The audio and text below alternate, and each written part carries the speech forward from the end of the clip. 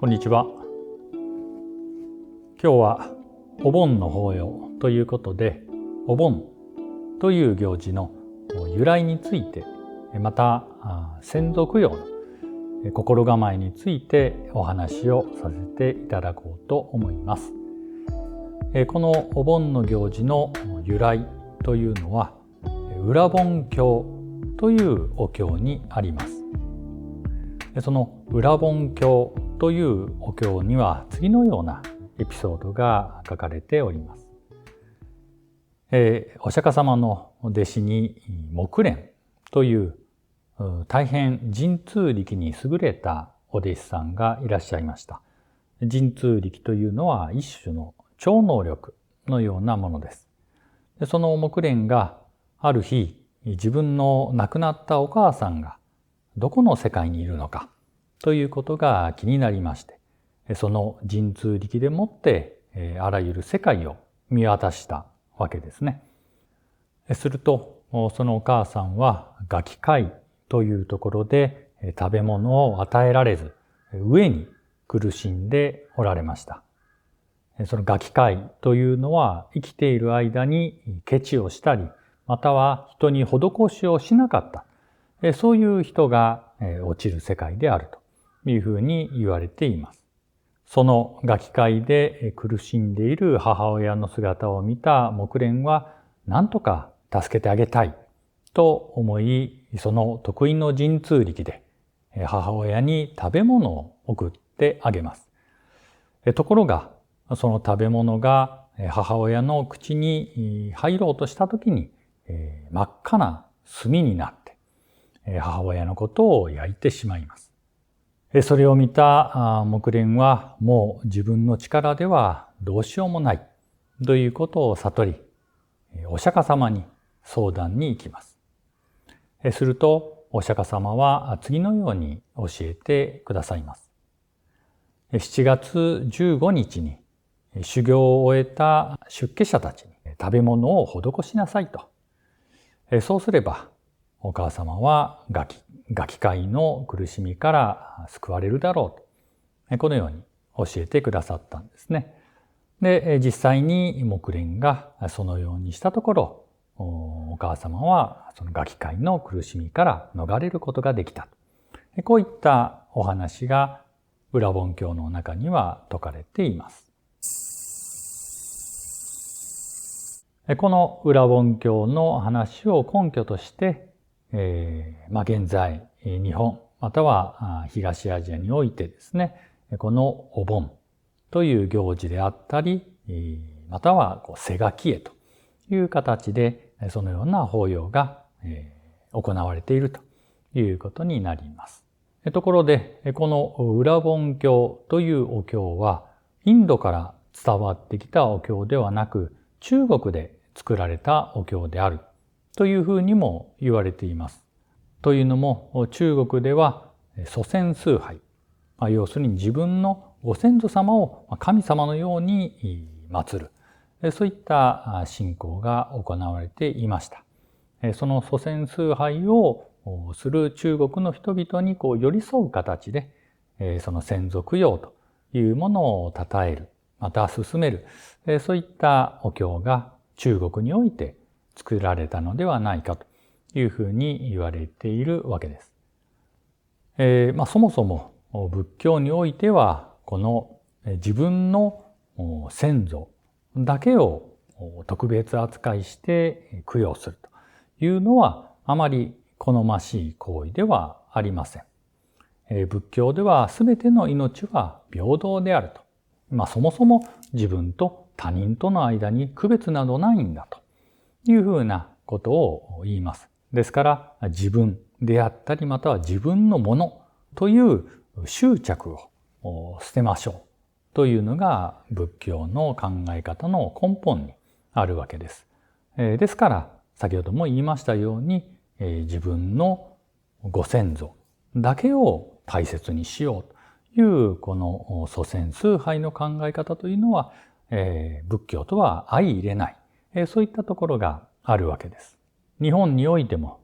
祖霊信仰という形でこのお盆の行事が行われているところがあるかと思います。例えば、お盆の時には、お墓までご先祖様を迎えに行って、で、お盆が終わったらまたお送りするというふうな考え方ですね。これは、単に古来の祖霊信仰であって、仏教の考え方ではないんですね。それでは、お盆にお寺にお参りしたり、またはお墓参りをするというのを間違いなのかというと、そうではありません。仏教には追善供養という考え方があります。追善とは善業を負わせるということです。簡単に言えば、生きている人が自分が成仏するための修行をして、その結果得られた徳というものに自分に縁のある方々にもお裾分けするという考え方ですね。ここで大事なポイントは、まずは自分が成仏する、そこを目指すというところが大切なんです。亡くなった方は結果的に、その徳によって救われるというわけです。この祖霊信仰と追善供養の違いを光で例えると、祖霊信仰というのは懐中電灯の光のようなものです。懐中電灯で照らすとき、光というものは一直線に照らしていますので、これは一部分しか照らしていないわけですね。自分のご先祖だけというふうに選択的に照らすわけです。ですから、そこにはですね、自然とあなたの方を照らしてあげているという意識がどうしても出てくるかと思います。あなたの方を私は照らしてあげている。だから何かお返ししてほしいとかですね、そういう考え方も出てきたりするわけです。それに対して追善供養というのは自分が光となる。太陽のようになってですね、太陽になって自分から光を放つという感覚が追善供養の光です。これは四方八方に無差別に光を放ちます。ですから、誰かを特別扱いするわけではなくてですね、すべての命に対して平等に光を照らしていくわけです。そしてそれはあくまで自分が成仏して光ろうとした結果として多くの人、あらゆる命に対してその光を及ぼしていくというわけですね。これが追善供養というもののあり方というわけであります。さて、日蓮大聖人は裏本御書というお手紙の中で次のようにおっしゃっておられます。自分自身が仏にならないでどうしてその父母を救うことができるでしょうかと。また、木蓮尊者も後にたまらば仙断鉱物という仏になって初めてその父母を成仏に導くことができた。このように書かれております。父母や先祖を供養するためには、まず自分が成仏しなければいけない